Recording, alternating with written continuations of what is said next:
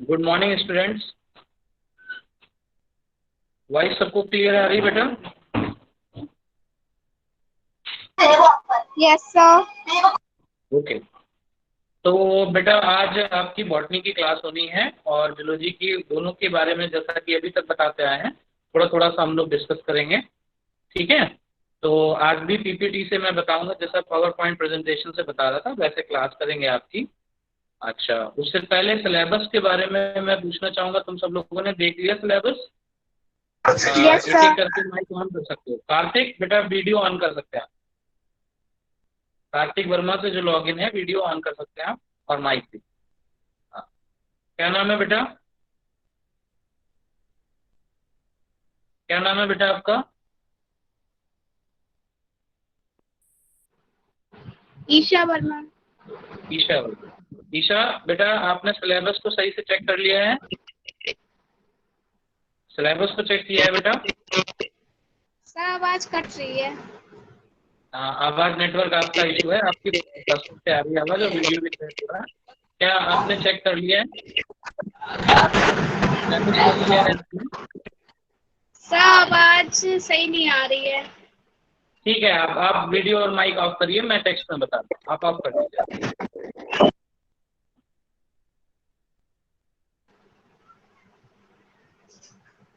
Main purpose ये है कि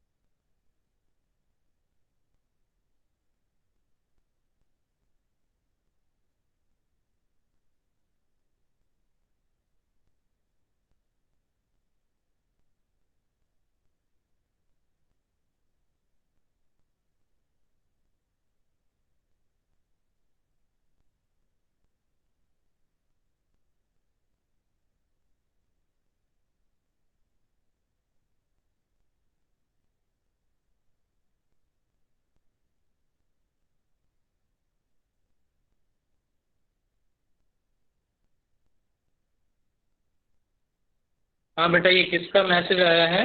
वीना पाल। रोल नंबर नहीं मिला। तो बेटा रोल नंबर आपका जो एडमिशन नंबर है वही आपका रोल नंबर है। एडमिशन नंबर जो आपका होगा वही आपका रोल नंबर रहेगा क्लासेस के लिए। और अगर एडमिशन नंबर या जो रिसिप्ट आपको नहीं मिली है तो उस रिसिप्ट के लिए आप कॉलेज आकर के, आपको जो पहले एक पेपर पर रिसिप्ट दी गई होगी उसको सबमिट करके आप अपनी मेन रिसिप्ट जो है वो ले सकते हैं। अच्छा, ये कौन है बेटा? और जगत सिंह, आप लोग मतलब ये बताएं आज मुझे, जगत सिंह बेटा वीडियो और माइक ऑन कर लें आप।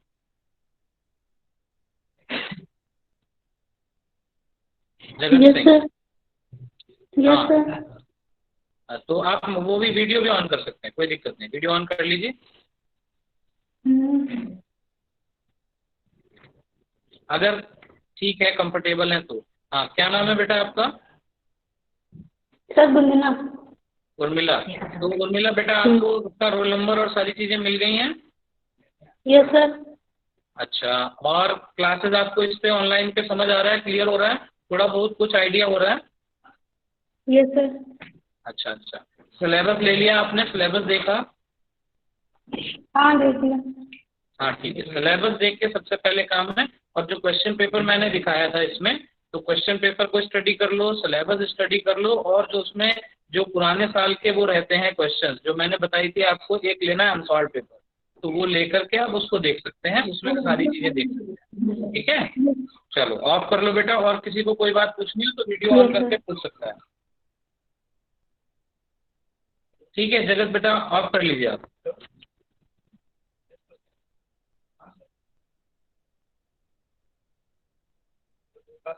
जनरल रिलेटेड किसी को कोई भी चीज पूछना बेटा अभी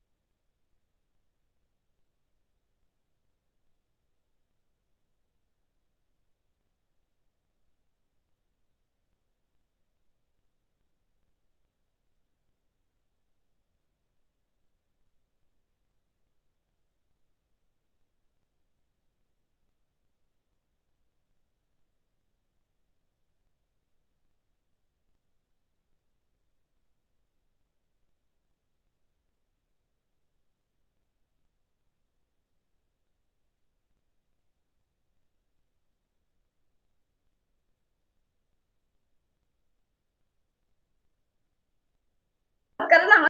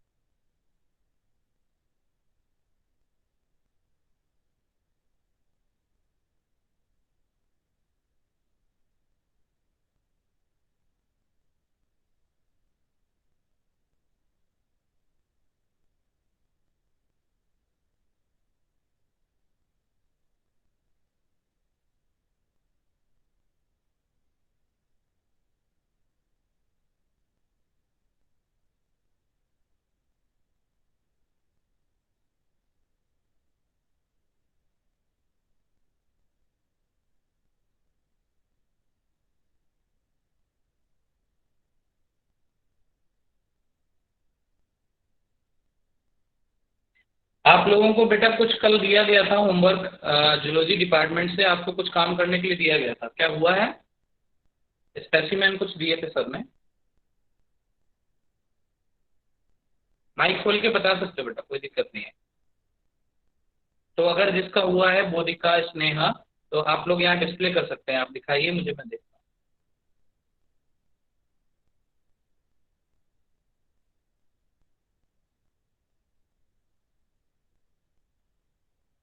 मानसी हो गया, ठीक है बेटा दिखाओ, दिखाएंगे आप लोग किसका हुआ है। Yes sir.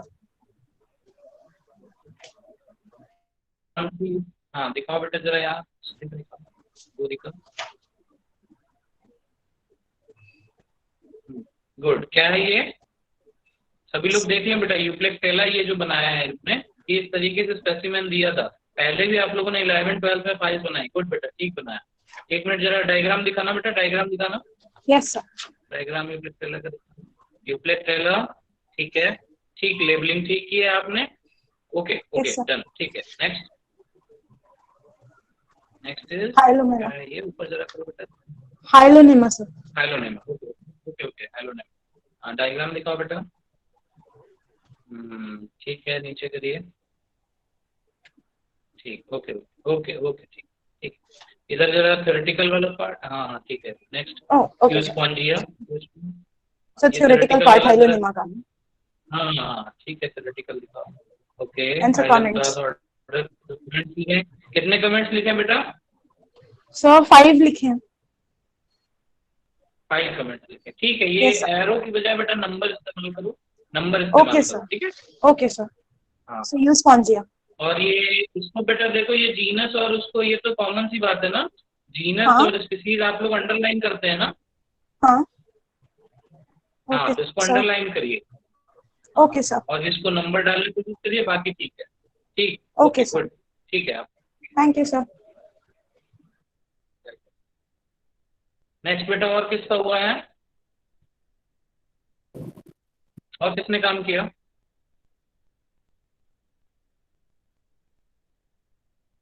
Mansi, Sneha, hello sir. Anshu. Yes hmm, sir, ये सर अंशु। यूप्लेक्टेलम का सिर्फ डायग्राम सर बनाया। अच्छा अच्छा, कहाँ बनाया, दिखाओ जरा बेटा। ये सर। ठीक है, जरा पीछे करो, थोड़ा सा दिखाई दे, पीछे करो यस थोड़ा सा। हाँ, अच्छा, ठीक है, थोड़ा बेटा, ठीक है, चलो, लेकिन साइज बहुत बड़ा कर दे। और उधर थ्योरी, इसका जो पार्ट है कमेंट्स वाला। सर ये थ्योरिकल सर, उसके सर कमेंट्स सर अभी नहीं लिखे। अच्छा ठीक है, और डायग्राम केवल अभी यूप्लेक्टेलम बना। हाँ सर, ये डायग्राम बनाया सर, इसके बारे में अभी सर काफी अच्छे से पढ़ा नहीं। हाँ नहीं नहीं, ठीक है, अच्छे से पढ़ लो इसको। लेकिन ये है ना कि ये कई सारे आपके फर्स्ट ईयर में सभी लोग ध्यान देंगे कि फर्स्ट ईयर में कंटेंट बहुत ज्यादा है फाइल का, बॉटनी में भी, जूलॉजी में भी, हाँ इसलिए सर। जो भी काम दिया जा रहा है धीरे धीरे करते रहो, वरना फिर वो ओवरलैप हो जाएगा, फिर आगे करने में दिक्कत होगी। तो हाँ सर, फर्स्ट ईयर में सर किया इसके जा रहा है बारे तो में उसको पढ़ा। कर लें, इन लोगों ने तब भी किया है बेटा, बाकी लोग पूछो। हाँ सर, फर्स्ट ईयर में सर इसके बारे में थोड़ा बहुत पढ़ा भी है। जी हाँ, बताइए। हाँ सर, ये और ठीक है बेटा अंशु, ठीक बेटा, ऑफ कर लीजिए आप, ठीक। Hello sir. और कौन? हाँ, रूबी, जी सर।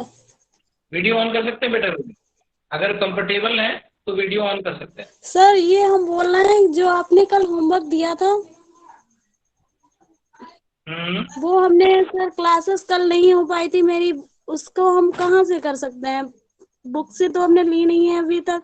बेटा ये आपको आपको पहले भी बताया गया था, या क्लास में ये बताया गया था, नहीं तो अभी समझ लो आप कि जूलॉजी की जो प्रैक्टिकल की बुक आपकी आनी है वो एस लाल की आनी है। एस लाल उसके ऑथर हैं, ऐसी प्रैक्टिकल की बुक आपको लेनी है। उस प्रैक्टिकल बुक में जो भी चीजें आपको बताई जा रही हैं, लाइक यूप्लेक्टेला और हाइलोनेमा और यूज पंजिया, जो 3 स्पॉट बताए गए हैं, वो तीनों आपको उस बुक से लिखने हैं। बढ़िया सा लेबल डायग्राम बनाना है, और राइट हैंड वाली साइड पर उसके कमेंट्स लिखने हैं, 5-6 जो भी इंपॉर्टेंट कमेंट्स हैं, ये ध्यान रहे, उल्टे सीधे कोई भी रफली वाले नहीं लिख लेने। ये इंपॉर्टेंट जो कमेंट्स हैं, स्पेशली आइडेंटिफिकेशन से रिलेटेड, कि आप उस पर्टिकुलर जो ऑर्गेनिज्म है उसको पहचानेंगे कैसे, क्या कैरेक्टरिस्टिक्स है जिनके बेसिस पर उनको पहचान सकते हैं, तो वो वाले जरूर लिखने हैं। और बताओ। तो सर हम प्रैक्टिकल बुक खरीदे पहले जूलॉजी की। हाँ बेटा, प्रैक्टिकल बुक तो आपको खरीदनी पड़ेगी, उसी से काम कर पाएंगे ना ये। जी सर। ठीक तो है, पुरानी से और नहीं प्रैक्टिकल बुक खरीदनी भी है आपको। प्रैक्टिकल बुक जैसे और वाले जो हैं पब्लिकेशंस की भी आएंगी, हो सकता है 11th-12th में आपको कहीं ये चीजें मिल भी जाएं, यूएस पंजिया वगैरह, लेकिन क्योंकि इन चीजों की उसमें डिफरेंस रहता है, कई बार लेबलिंग पुरानी किताबों में सही से नहीं होती है, कई बार कमेंट फॉल्स लिखे होते हैं, इसलिए हम लोगों की समझी हुई किताब है, जो बुक अच्छी है उसको हम लोग बता रहे हैं। ऐसे फिलहाल में सारी चीजें ठीक तरीके से दी गई हैं, तो आप उसको रिकमेंड अपना प्रेफर कर सकते हो मेरा। जी सर। ठीक है ठीक, ओके। और किसी, रूबी बंद करो बेटा माइक। चैतन्य राज, हाँ, ये बेटा ये तुमने रफली किया है क्या? सर एक्चुअली अभी कॉपी खरीद ही रही है। अच्छा अच्छा, ठीक है, कोई बात नहीं। जरा पीछे हटा के दिखाओ बेटा, पूरा नहीं आ रहा, जरा पीछे हटाओ। हाँ, सीधा करो इसे, हाँ घुमाओ घुमाओ, हाँ ठीक है, ऐसे।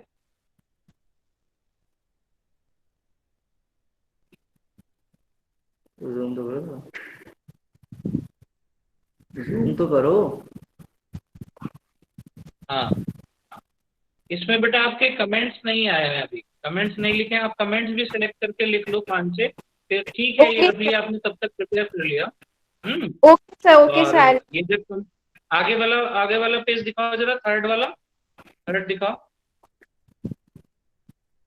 हाँ, यूज पंजी, ठीक ठीक ठीक। तो इसमें कमेंट्स और जरा सिलेक्ट करके लिख लो, और फिर उसके बाद इसको करो। एक बहुत इंपॉर्टेंट चीज ध्यान रखोगे कि लेवलिंग जो होगी वो हमेशा सीधी लाइन में लिखनी है, ऐसे करके नहीं। नाम मेरी तरफ, हाथ की तरफ देखना, कई लोग नाम लिखते समय डायग्राम पे ऐसे लिख देते हैं, ऐसे टेढ़े टेढ़े, है ना, वैसे नहीं लिखना है। या तो आप कैपिटल में लिखो या स्मॉल में लिखो, ऐसा नहीं करना है कि मिक्स कुछ भी लिख जाए। एक वाला हमने लेवल कर दिया कि ये कैपिटल कैपिटल, और नीचे वाला कुछ स्मॉल या मिक्स कर दिया, ऐसा नहीं करना है। आप चाहे कैपिटल में करिए चाहे स्मॉल में करिए, लेवलिंग एक टाइप की होनी चाहिए और बिल्कुल सीधी होनी चाहिए। ओके मतलब सर। आप एरो ले जाएं ऐसा, लेकिन नाम जो लिखेंगे वो बिल्कुल सीधा लिखेंगे। अच्छा, दूसरी तरफ जो सेक्शन है उसमें लिखते समय आप लोग ध्यान रखेंगे कि वहां पर स्पेसिफिक और जीनस अगर मेंशन कर रहे हैं तो उनको इंडिविजुअली अंडरलाइन कर, उनको अंडरलाइन जरूर कर, ठीक है। Okay sir. हाँ, और बढ़िया बढ़िया 5 कमेंट्स आप लिखोगे, हिंदी में लिख सकते हो, इंग्लिश में लिख सकते हो, मिक्स में लिखोगे तो भी अच्छा रहेगा। तो कोशिश करो या तो मिक्स में लिखो या इंग्लिश में, ठीक है। ठीक बेटा, चैतन्य, इसको आप फाइल लीजिए फटाफट और उसको उस पर लाइए, ओके। और बेटा कौन है, किसका हो गया, दिखा सकते हैं। चैतन्य बंद करिए। मानसी, मानसी बेटा बोलो जरा, दिखाओ। स्नेहा एक मिनट रुको बेटा, मानसी यस आप, सर। मानसी आप दिखाइए बेटा।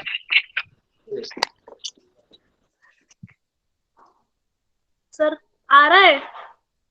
हाँ हाँ, थोड़ा पीछे हटाओ बेटा, एकदम स्क्रीन पे नहीं करो, पीछे हटाओ और पीछे। ठीक ठीक ठीक ठीक ठीक। और इसके कमेंट्स किधर हैं, कमेंट्स सही दिखाओ। है। अच्छा, इस साइड वाला रूम, ठीक है। अच्छा, ठीक है इसमें बेटा आपने वो नहीं लिखा, इसका क्लासिफिकेशन नहीं लिखा। सर, अच्छा यहाँ अच्छा, पर है। ठीक है, इस साइड लिख लिया, गुड गुड, ठीक है, कोई यस दिक्कत सर। नहीं। ठीक। Next, next. नेक्स्ट यही है। हाइलोनेमा, यस सर। ठीक है। नेक्स्ट। इसके कमेंट्स। ठीक है, नेक्स्ट दिखाइए। यूज कौन किया, अच्छा अच्छा अच्छा, ठीक। सर इसके कमेंट्स। हाँ ठीक है बेटा, ठीक, okay. Sneha, good morning sir. Sneha, good morning, very good morning. Sneha आप ऑन कर लीजिए वीडियो।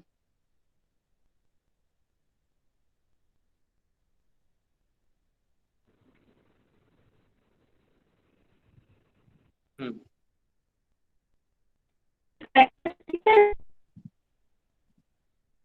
डायग्राम में ठीक है।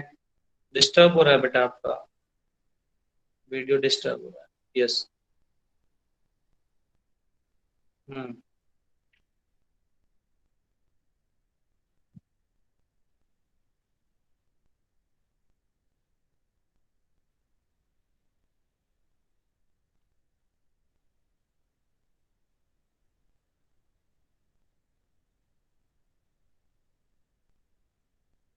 अच्छा, सब बस इतना ही है।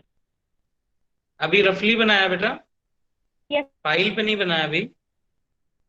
कॉपी पे बनाया था अभी, तभी फाइल ले लेंगे हम, उस पे करके आपको दिखा देंगे। ठीक ठीक, कोई बात, ठीक, ओके, ठीक है, थैंक यू बंद सर। करिए, वेलकम। होमवर्क, पारुल सिंह से कौन लॉगिन है, पारुल सिंह से, और किसी का जिसका भी हुआ हो वो दिखाए।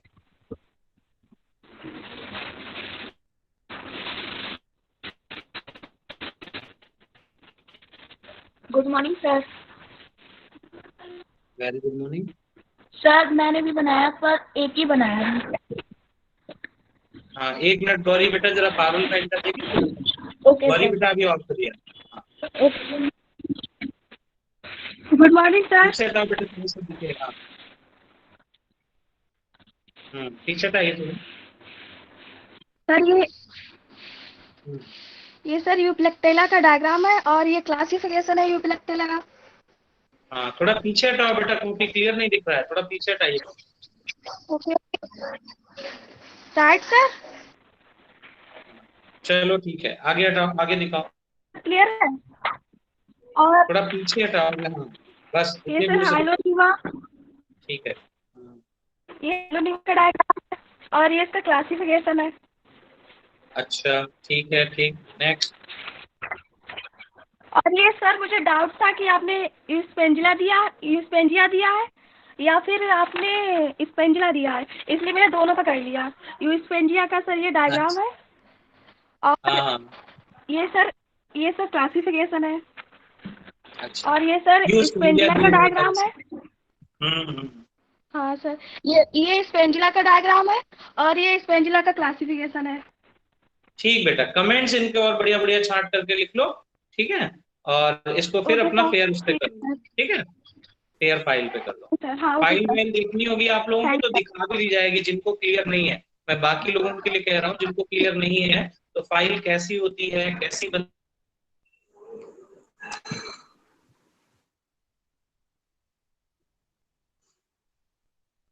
है, वो सब आपको दिखाया भी जा सकता है, ठीक है। अगर किसी को डाउट हो कि कैसी लेनी है क्या। अच्छा, एक और इम्पोर्टेंट चीज है जो सर ने पहले भी आपको बताई थी, कि आप लोग आपकी अटेंडेंस जो है ना, ये जितना भी हम लोग वीडियो कन्वर्सेशन करते हैं या जो भी कोई भी टेक्स्ट इसमें किया जाता है, ये सारे रिकॉर्ड होते हैं। आपके ऊपर रिकॉर्डिंग लिख के आ रहा होगा, तो ये सारे रिकॉर्ड हो रहे हैं, इसलिए बहुत ध्यान से अपना प्रेजेंटेशन और सारी चीजें कीजिए। इसके सिवा आप लोग जो हैं इसमें मैसेज में अगर अपना नाम और रोल नंबर जैसा सर ने बताया था वो लिख करके पेश करोगे यहाँ पे, तो आपकी अटेंडेंस वही कंसीडर की जाएगी, वो आपकी अटेंडेंस के तौर पे। तो जिन बच्चों ने टेक्स्ट में नहीं लिखा है, इसमें मुझे दिख रहा है, तो वो सारे लोग अपना नाम और रोल नंबर लिख सकते हैं, ठीक है, जिससे उनकी अटेंडेंस हो जाएगी। अब थोड़ा सा बेटा मैं बॉटनी का पार्ट स्टार्ट करता हूँ, पीपीटी प्रेजेंटेशन। तो 1 मिनट है, 1 मिनट के लिए ऑफ कर रहा हूँ मैं। तब तक आप लोग अपना जो भी है अटेंडेंस अपना, हाँ जैसे ये भेजा है गुंजन, यश अग्रवाल, हाँ ठीक बेटा, सभी लोग ऐसे भेज दो क्योंकि ये ऑन रिकॉर्ड हो जाएगा, इसी से हम लोग अटेंडेंस लगाएंगे, ठीक है। तो 1 मिनट के लिए मैं ऑफ कर रहा हूँ, फिर पीपीटी प्रेजेंटेशन स्टार्ट करते हैं बॉटनी का।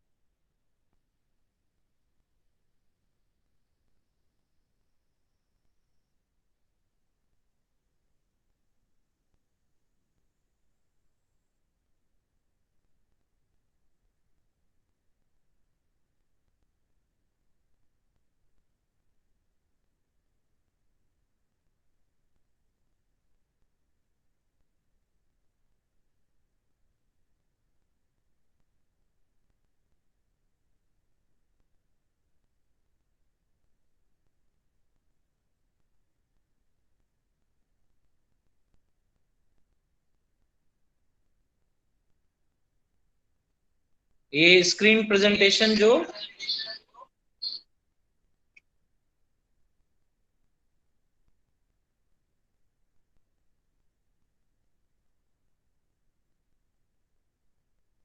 आदर्श पांडे, इससे जो आपका स्क्रीन प्रेजेंट हो रहा है, आप सबको दिखाई पड़ रहा होगा, वायरस वाला पीपीटी इस पे डिस्प्ले हो रहा है, उसको सभी लोग सेट कर लें।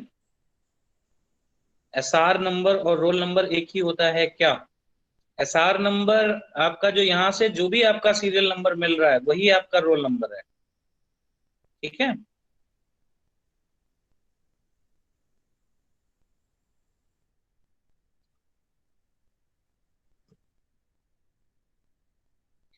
हाँ ठीक है बेटा, अब प्रेजेंटेशन वाला पार्ट स्टार्ट करते हैं। यश बताओ बेटा क्या है?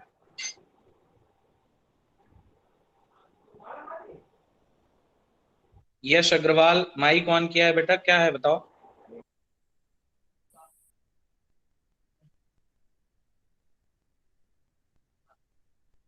ठीक, स्टार्ट करता हूँ फिर मैं बेटा। ये जो आपको स्क्रीन पे दिख रहा है paper 1 diversity of virus bacteria and fungi से रिलेटेड है। ये मैं वापस से थोड़ा सा शुरुआत में जरा इसलिए रिकैप काइंड ऑफ कर रहा हूँ ताकि जो बच्चे नए जुड़े हैं वो भी पता चल सके। तो वायरस वाला टॉपिक कुछ स्टार्ट किया था हम लोगों ने, जिसमें ये जो डिफरेंट टॉपिक्स हैं इनके अंदर हम लोगों को पढ़ना है। तो इसमें है ओरिजिन, इंट्रोडक्शन जो है वायरसेस का उसके बारे में है, ओरिजिन है कैसे कहाँ से वो बने आए, मॉर्फोलॉजी है उनका बाहरी स्ट्रक्चर जो होता है वो कैसा होता है। Morphology means external feature, external जो उनके कैरेक्टरिस्टिक्स होते हैं, फीचर होते हैं, जो शेप साइज होता है वो। क्लासिफिकेशन हम लोग पढ़ेंगे कि वायरसेस को क्लासिफाई किस किस बेसिस पे और किन किन टाइप्स में किया गया है वो है। रिप्रोडक्टिव साइकिल ऑफ फेजेस जो है उनको पढ़ेंगे हम लोग, कैसे रिप्रोड्यूस करते हैं जो बैक्टीरियो फेजेस हैं वो। और कुछ स्पेशल टाइप ऑफ वायरसेस की हम लोग डिटेल स्टडी करेंगे। वायरसेस जो डिजीज ट्रांसमिट करते हैं, डिजीज कॉज करते हैं वो पढ़ेंगे, और बाकी चीजें इनकी जो समरी प्रैक्टिस वगैरह होगी वो देखेंगे। तो इंट्रोड्यूस करते समय वायरस को जो चीजें जनरली दिमाग में आती हैं वो ये है कि पहली बात तो ये है कि वायरसेस जो होते हैं वो लिविंग और नॉन लिविंग के बीच के बॉर्डर लाइन पर होते हैं।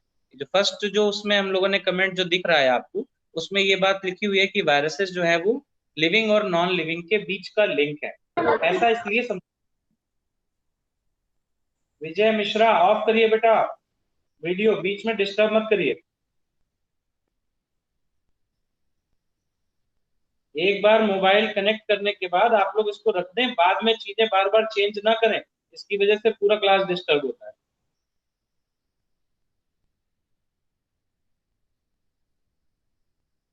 तो इंट्रोडक्शन में वायरसेस के सबसे पहली बात आती है, these are the link between the living and non living organism. और क्योंकि ये आउटसाइड द ऑर्गेनिज्म जब भी रहते हैं, ऑर्गेनिज्म से बाहर जब भी ये रहते हैं,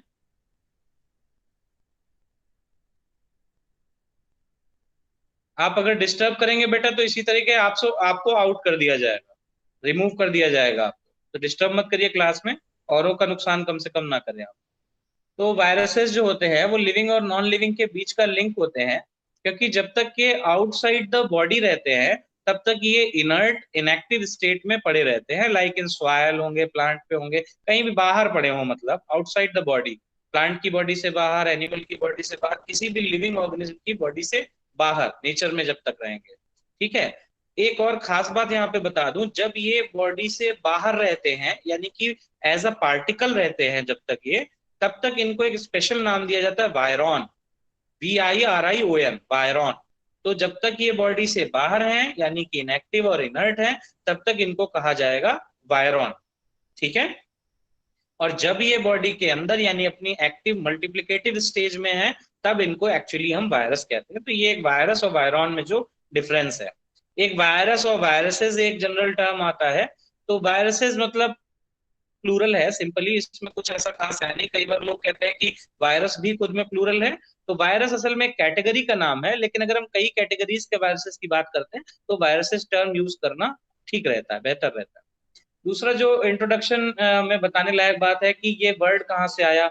वायरस का असल में जो लैटिन में मतलब होता है वो होता है पॉइजनस सब्सटेंस या लाइक पॉइजन।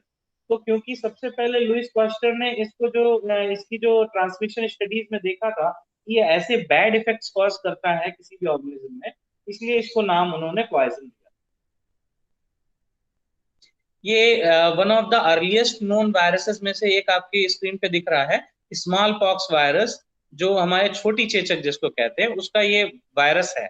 ये इलेक्ट्रॉन माइक्रोग्राफ है, दैट मीन्स जो इलेक्ट्रॉन माइक्रोस्कोप से जो फोटोज लिए जाते हैं उनको इलेक्ट्रॉन माइक्रोग्राफ कहते हैं। ये यूजुअली 1 लाख से 5 लाख गुना बड़े तक होते हैं। इन्फ्लुएंजा वायरस, ये जिसको आप फ्लू वायरस के नाम से जानते हैं, इन्फ्लुएंजा वायरस जो होता है इसको फ्लू वायरस के नाम से जानते हैं, जिसमें डिफरेंट हम लोगों को होता है कि वायरल इन्फेक्शन जो यूजुअल होते हैं वो इन्फ्लुएंजा वायरस होते हैं।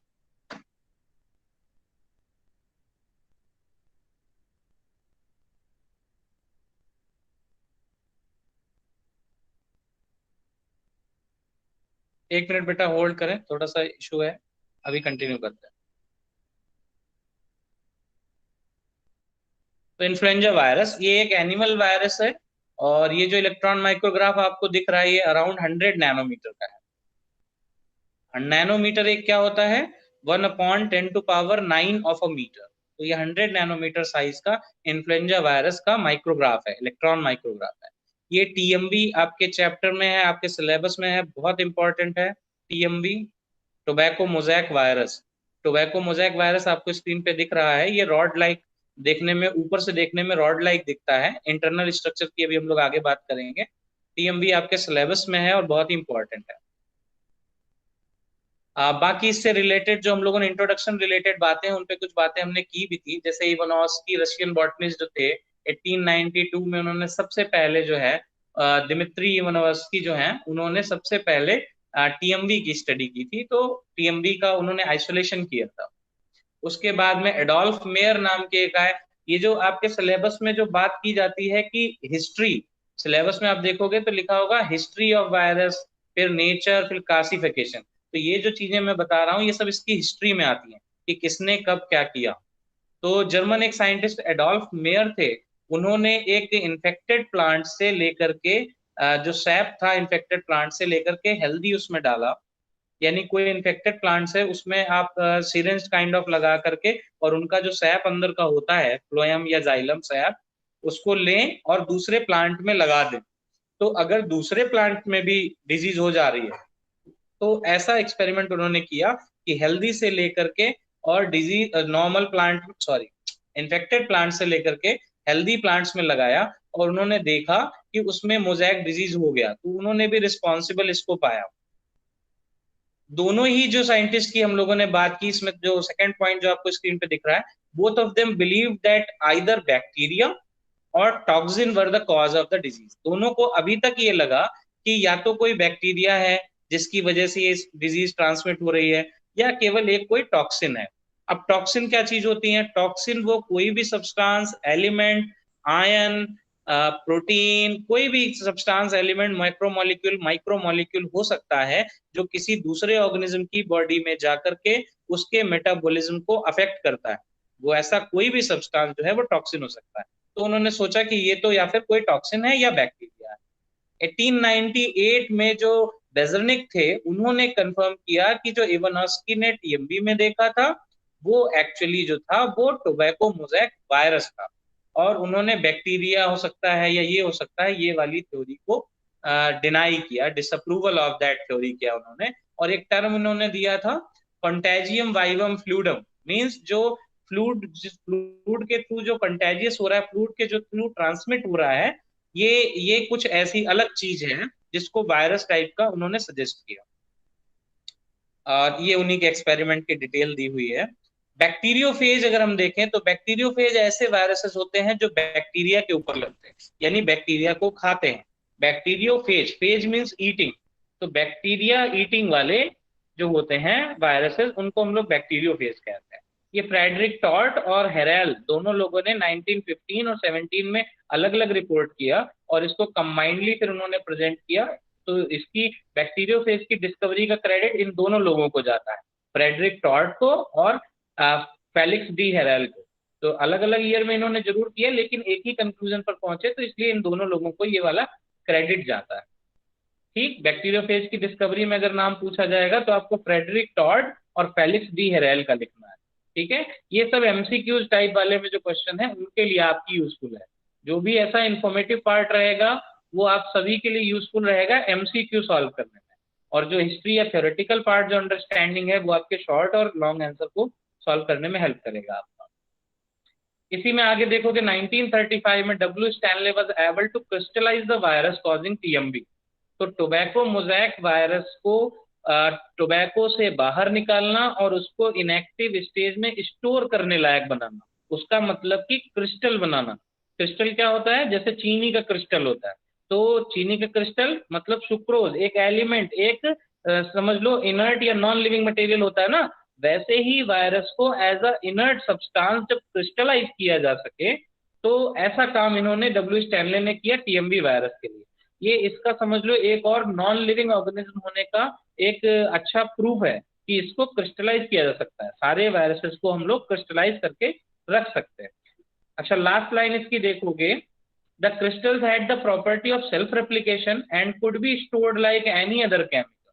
तो क्रिस्टल कैपेबल थे डिजीज स्प्रेड करने में, वो सेल्फ रेप्लिकेशन करने में कैपेबल थे। ये दोनों प्रॉपर्टी कैसी हुई, लिविंग वाली। और जो लास्ट बात है, could be stored like any other chemical, जैसे कोई भी केमिकल हम स्टोर कर लें, हम अमोनिया करते हैं, अमोनियम क्लोराइड करते हैं, मतलब कोई भी सब्सटेंस केमिकली करते हैं, वैसे ही ये भी स्टोर किया जा सकता है। तो ये वाला बिहेवियर इसका नॉन लिविंग में फिर आ गया, इसीलिए इसको लिंक कहा जाता है। देखो दोनों की प्रॉपर्टीज हमको देखने को मिलेगी। अब ये वायरसेस के कुछ फीचर्स के बारे में लिखा हुआ है। वायरसेस आर माइन्यूट, बहुत छोटे होते हैं, बैक्टीरिया से भी बहुत छोटे होते हैं। इन्फेक्शियस एजेंट, इन्फेक्शियस मतलब होता है, इन्फेक्शियस का मतलब होता है जो एक से किसी ऑर्गेनिज्म से दूसरे में जा सके, अपने आप ट्रांसमिट हो सके, उनको इन्फेक्शियस कहते हैं। ठीक है, तो ये इन्फेक्शियस हो सकते हैं, मतलब एक पर्सन अगर इन्फेक्टेड है तो दूसरे में ट्रांसमिट हो सकते हैं। एक प्लांट अगर है इन्फेक्टेड तो उससे दूसरे में टच या अदर मीडियम से ट्रांसमिट हो सकते हैं, इसलिए उनको इन्फेक्शियस कहते हैं। Next thing is smaller than the smallest bacteria. वो मैंने पहले बताया कि जो आपका स्मॉलेस्ट बैक्टीरिया इवन नोन है ये उससे भी छोटे होते हैं। They do not have a cellular structure, इनको इसीलिए नॉन सेल्यूलर या असेल्यूलर कहते हैं। एक सेल के जो इंपॉर्टेंट कंपोनेंट होते हैं वो होते हैं सेल मेम्ब्रेन होना चाहिए, साइटोप्लाज्म होना चाहिए, न्यूक्लियस वगैरह ये सब चीजें होना चाहिए, तब हम उसको सेल कहते हैं। तो इसमें देखोगे कि ऐसी कोई भी चीज नहीं होती है। इसमें क्या होता है, केवल एक प्रोटीन कवर होता है बाहर और उसके अंदर जेनेटिक मटेरियल, केवल इतनी सी चीजें होती हैं। तो इसलिए ये एक जो कॉम्प्लेक्स हमारी जो एक क्रिटिकल सेल होती है उसके फीचर्स को सेटिस्फाई नहीं करता, इसलिए ये इसको हम लोग असेल्युलर या नॉन सेल्युलर कंसीडर करते हैं। They do not have cellular structure और any metabolic activity and can not reproduce outside the living cell. तो सेल्युलर स्ट्रक्चर नहीं होता है, मेटाबॉलिक एक्टिविटी नहीं करते हैं। मेटाबॉलिक एक्टिविटी या फिर मेटाबॉलिज्म क्या होता है, जितनी भी बॉडी में किसी भी टाइप की जो रिएक्शंस होती हैं, किसी भी टाइप की रिएक्शंस हो, चाहे वो कोई चीज बन रही हो बॉडी में, इनको सिंथेटिक रिएक्शंस कहते हैं, या बॉडी में कोई भी चीज डिकम्पोज हो रही हो, टूट रही हो, उनको तो ऐसी कोई भी रिएक्शंस जो है वो इसमें जनरली नहीं होती। इवन ये रिप्रोड्यूस भी नहीं कर सकता लिविंग सेल से बाहर, लिविंग सेल से जब तक ये बाहर है तब तक ये रिप्रोड्यूस भी नहीं करता। Next thing is the reproduction of viruses is dependent on the host cell and they infect.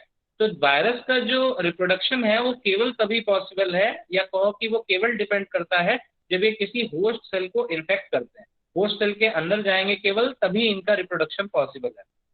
They can not perform functions on their own, ये वही पुरानी बातें सभी को करता हुआ एक सेंटेंस है कि कोई भी अपने फंक्शन ये अपने आप नहीं कर सकते हैं, ये डिपेंडेंट होते हैं कंप्लीटली जो है ये डिपेंडेंट होते हैं होस्ट के ऊपर। इसीलिए इनका एक और फीचर होता है, इनको कहते हैं हम लोग ऑब्लिगेट पैरासाइट।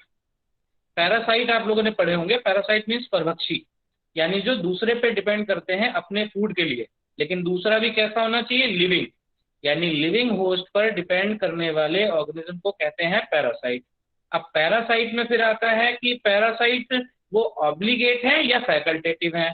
ऑब्लिगेट पैरासाइट उनको कहते हैं जो ऑर्गेनिज्म कंप्लीटली दूसरे पे डिपेंडेंट हो, दैट मीन्स कि केवल दूसरे से ही उनको फूड लेना है और अपने आप फूड का उनका कोई अरेंजमेंट नहीं है, ऐसे को ऑब्लिगेट पैरासाइट कहते हैं। और जिनके पास फूड के सोर्स के तौर पे कोई और भी है, ऐसे लोगों को हम लोग, ऐसे ऑर्गेनिज्म को हम लोग फैकल्टेटिव पैरासाइट्स कहते हैं। तो ये जो होता है हमारा, ये कैसा पैरासाइट हो गया? ऑब्लिगेट पैरासाइट हो गया। अच्छा, they can not perform functions on their own when they present outside the cell, they exist as a protein coat और कैप्सिड। तो जब ये सेल से बाहर रहेंगे, यानी नॉन लिविंग नेचर में रहते हैं, तब इनके ऊपर केवल एक प्रोटीन की कवरिंग होती है और कैप्सिड के अंदर उस प्रोटीन कवरिंग को हम लोग प्रोटीन कोट या कैप्सिड कहते हैं। उस कैप्सिड के अंदर इनका जेनेटिक मटेरियल पैक्ड होता है। जेनेटिक मटेरियल इनका जो हो सकता है वो आरएनए भी हो सकता है, डीएनए भी हो सकता है। जबकि आपको पता होगा कि एनिमल और प्लांट्स के केसेस में केवल जो है जेनेटिक मटेरियल वो डीएनए ही हो सकता है, बट वायरसेस के केस में एक्सेप्शन है, यहाँ पर डीएनए भी जेनेटिक मटेरियल हो सकता है और आरएनए भी जेनेटिक मटेरियल हो सकता है। इनके ओरिजिन से रिलेटेड डिफरेंट थ्योरीज हैं।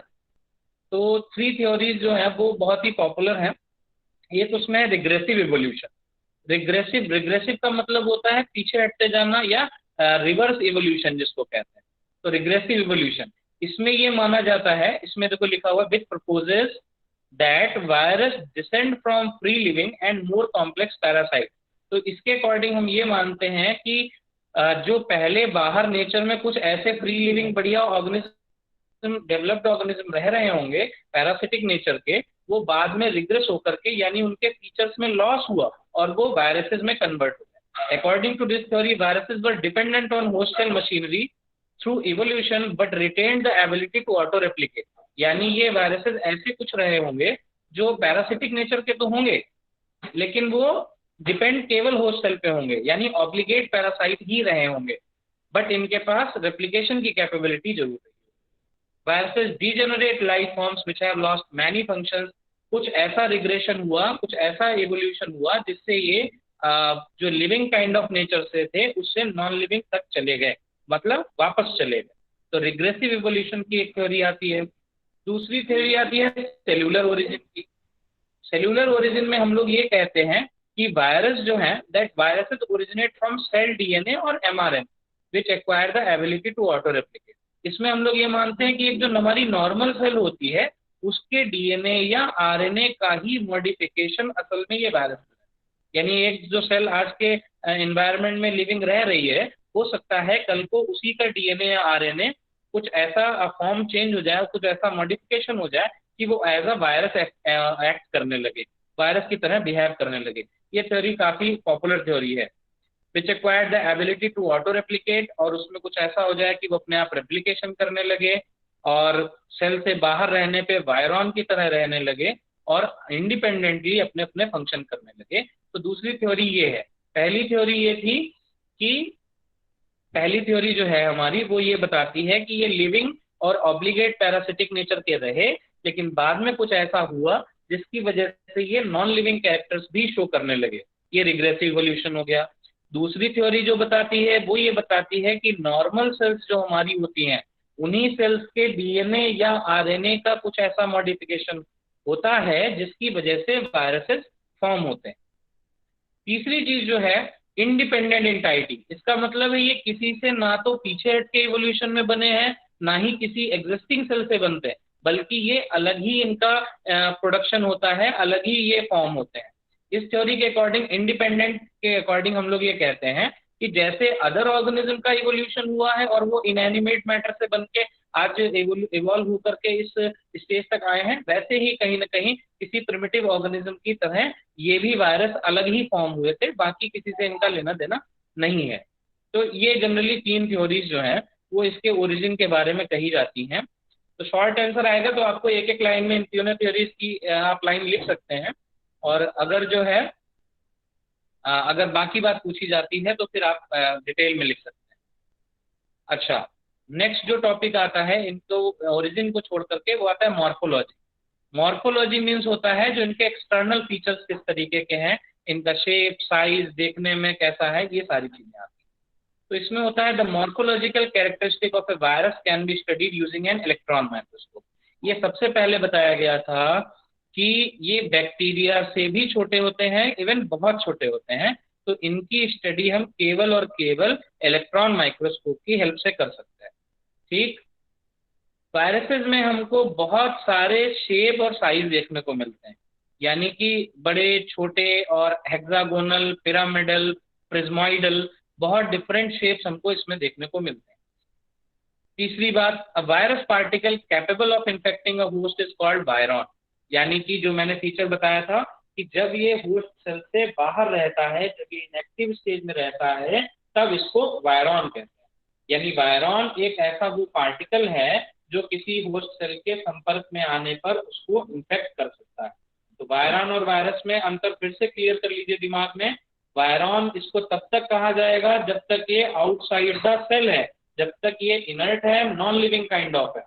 और वायरस इसको तब कहा जाएगा जब ये किसी सेल के अंदर आ जाएगा और अपना रेप्लिकेशन या अदर जो इसकी एक्टिविटीज हैं वो स्टार्ट करेगा। तब साइज जो जनरली वायरॉन पार्टिकल के जो हम लोग देखते हैं वो 20 से लेकर के 300 नैनोमीटर तक होते हैं। तो ये बहुत छोटा है, क्योंकि हम लोग जो बैक्टीरिया के साइज देखते हैं वो यूजुअली माइक्रोमीटर में देखते हैं।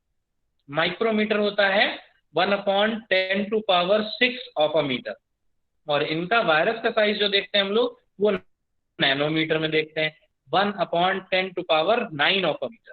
ठीक है, तो ये उससे बहुत छोटे हैं, more than 1000 times। अच्छा, viruses are composed of a central core of nucleic acid surrounded by a protein coat called capsid। तो आप मॉर्फोलॉजिकल स्ट्रक्चर में देखोगे तो दो इंपॉर्टेंट बातें आ गई। एक तो बीच में इनके रहेगा न्यूक्लिक एसिड, सेंट्रल कोर में न्यूक्लिक एसिड इनका आरएनए हो सकता है या डीएनए, उसके ऊपर जस्ट एक प्रोटीन कवर होगा जिसको सिंपली हम लोग प्रोटीन कोट या कॉमन लैंग्वेज में कैप्सिड कहते हैं। ठीक है, अब आगे देखते हैं। According to their shape, the viruses are classified into the following type। अगर केवल शेप की बात करें कि ये देखने में आकार इनका कैसा है, तो इस बेसिस पे इनको इन टाइप्स में हम लोग डिवाइड कर सकते हैं। आइकोसाहेड्रल, the viral particle appeared spheroidal, यानी कि ये जो होगा ये स्फेरॉइड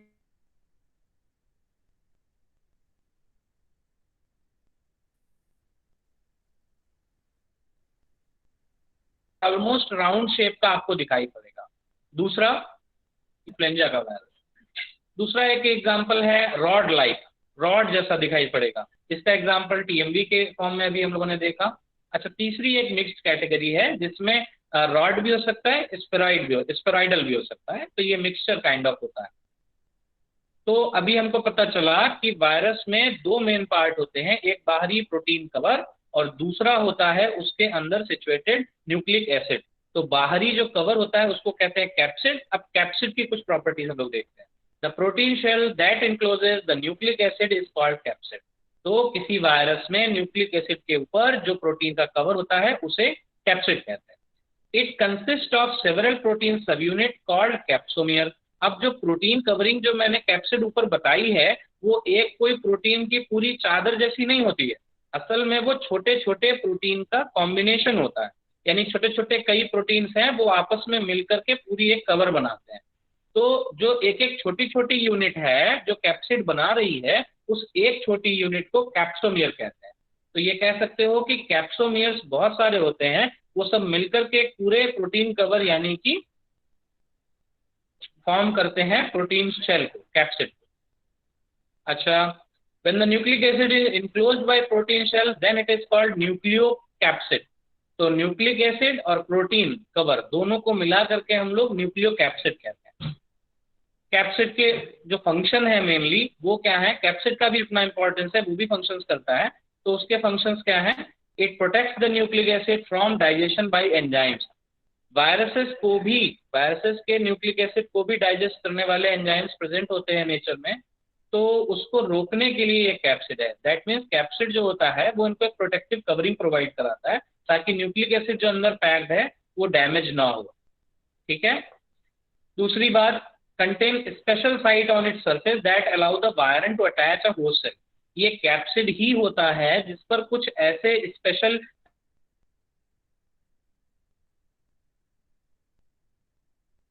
जगहें होती हैं, स्पेशल प्लेसेस होते हैं, साइट्स होती हैं जिनकी हेल्प से वायरॉन जो है वो होस्ट सेल पर अटैच हो पाएगा। यानी कि बैक्टीरियोफेज अगर कोई वायरस है तो उसकी सरफेस पर कुछ ऐसे प्रोटीन्स लगे होंगे कि वो बैक्टीरिया पर उन्हीं की हेल्प से अटैच हो पाएगा।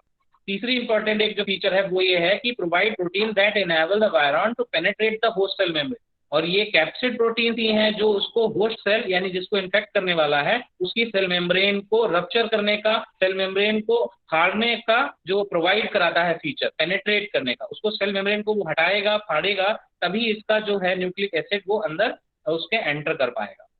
ये आपकी स्क्रीन पे जो है वो इलेक्ट्रॉन माइक्रोग्राफ दिख रहा है बैक्टीरियोफेज का। बैक्टीरियोफेज क्या होते हैं? वो वैसे वायरसेस जो बैक्टीरिया को इन्फेक्ट करते हैं। इसमें जो आपको लेफ्ट साइड में दिख रहा है ब्लैक एंड व्हाइट, वो एक बैक्टीरियोफेजेस जो हैं उनका इलेक्ट्रॉन माइक्रोग्राफ है, ठीक है। और जो राइट साइड में दिख रहा है वो एक बैक्टीरियोफेज का मॉडल डायग्राम है, यानी क्या क्या होते हैं। तो राइट साइड वाले में आप लोग देखिए ध्यान से कि ऊपर आपको कैप्सिड कवर दिख रहा है ब्लू कलर का, ये प्रोटीन कवरिंग है पूरी। इसके अंदर डीएनए पैक्ड है जो हल्का सा दिखाया गया है साइड से मार्क करके।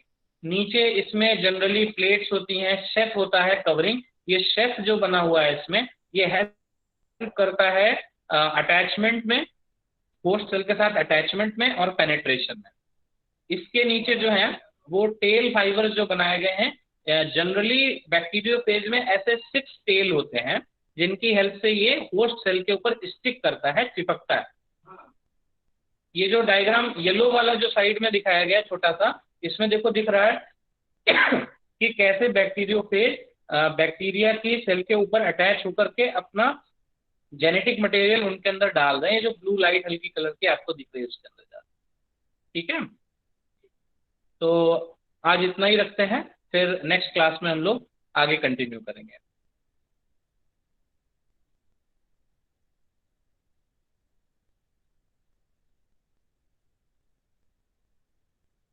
किसी को कुछ पूछना हो बेटा तो थोड़ा बहुत पूछ सकते हैं, उसके बाद में फिर हम लोग क्लास बंद करें।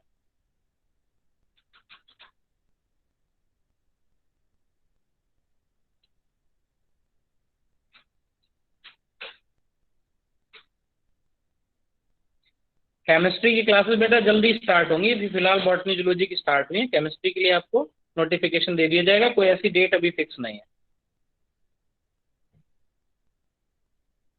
हाँ, रोल नंबर बेटा अटेंडेंस सब लोग यहाँ पे फटाफट कर देना अपनी, उसके बाद में ये बंद हो जाएगा, फिर रिकॉर्ड नहीं होगा आपका। सर हाँ बोलो बेटा। सर जो आप पढ़ा रहे हैं उसके नोट्स भी बना सकते हैं क्या? नोट्स आप अपने आप बना सकते हो, बुक की हेल्प ले सकते हो, जो मैं दिखा रहा हूँ उससे लिख सकते हो, लेकिन नोट्स के तौर पे आपको यहाँ पर बेटा लिखाया नहीं जाएगा, है ना। हाँ। बोल के वैसे नहीं लिखाया जाएगा। नहीं सर, मतलब अपने नोट्स तो बना सकते हैं ना हाँ खुद? बिल्कुल बिल्कुल, अपने नोट्स बनाओ, आप नोट्स बनाइए, पढ़िए उनसे। हाँ। सर जैसे कि एक तो स्पोर्टिंग फाइल बनेगी हम्म। और जो प्रैक्टिकल फाइल है वो अलग बनेगी, हाँ और कुछ भी मतलब अलग फाइल वगैरह बनेगी? यूजुअली तो देखो ये प्रैक्टिकल फाइल आपकी बनती है, एक स्पॉटिंग के लिए बनाते हैं और एक हम लोग प्रैक्टिस के लिए बनवाते हैं। एक असाइनमेंट की भी आपकी बनेगी जिसमें आपको केवल डायग्राम बनाने होंगे असाइनमेंट, ठीक है। वो आपको बाद में बता दिया जाएगा, टाइम टू टाइम इन्फॉर्मेशन दे दी जाएगी। ठीक है, ओके सर, थैंक यू। ठीक है बेटा, तो क्लास ओवर है, फिर बंद कर रहे हैं हम लोग। किसी को और कुछ तो नहीं पूछना? फटाफट जिनकी रह गई अटेंडेंस लगा दो, और आपके साथ के और जो कोई भी बच्चे हैं जो अभी इसमें पार्टिसिपेट नहीं कर पा रहे हैं उनको सबको इन्फॉर्मेशन दे दो कि यहाँ कांटेक्ट कर लें और अपना अपना नंबर यहाँ रजिस्टर करा दें ताकि वो क्लास ऑनलाइन अटेंड कर सके, ठीक है। सर स्पोर्टिंग जो फाइल है वो मतलब वन साइड वाली बनेगी? स्पॉटिंग फाइल जो है आपकी, हाँ वन साइड वाली जैसी फाइल बनती है बेटा वैसे। हाँ, और ठीक है। क्लियरली आपको कल के क्लास में और दिखा दी जाएगी, ठीक है। ठीक कैसी बनी ठीक हुई है वो दिखा दी जाएगी। सर कल? हाँ कल दिखाया जाएगा आपको प्रैक्टिकल का। कल आपकी प्रैक्टिकल अंडरस्टैंडिंग की क्लास होगी कि कैसे प्रैक्टिकल में क्या क्या करना है। ठीक सर नमस्ते।